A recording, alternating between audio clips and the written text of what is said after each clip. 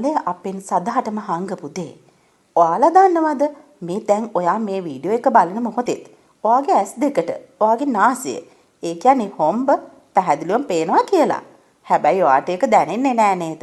මොකද ඔයාගේ මොලේ විසින් ඒ දර්ශනය ඔයාගෙන් හංගලයි තියෙන්නේ. ඇත්තටම අපේ ඇස් දෙක පිහිටලා තියෙන විදියට නාසය කියන දේ නිතරම අපේ පෙනුම් සීවා ඇතුලේ තියෙන්නේ.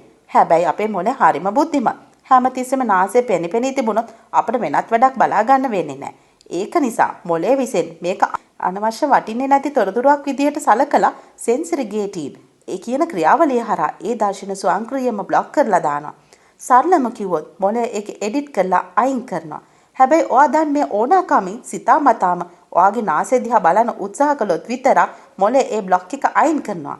අන්න එතකොට ඔයාට ඔයාගේ නාසය ආයෙත් පේන්න ගන්නවා. අපේ ජීවිතයට බාධාවක් වෙන අනවශ්‍ය දේවල් අමතක කරලා දාලා වැදගත් දේට විතරක් අවධානය දෙන්න. අපේ මොළයේ ස්වභාවිකම හුරු වෙලා තියෙන මෙන්න මේ අපූර්ව විදිහටයි. ඉතින් මේ වීඩියෝ එක අහලා ඔයත් තමන්ගේ නාසය දෙස බලන්න හැදුවා නම් දැන්ම වීඩියෝ එකට ලයික් එකක් දාන්න.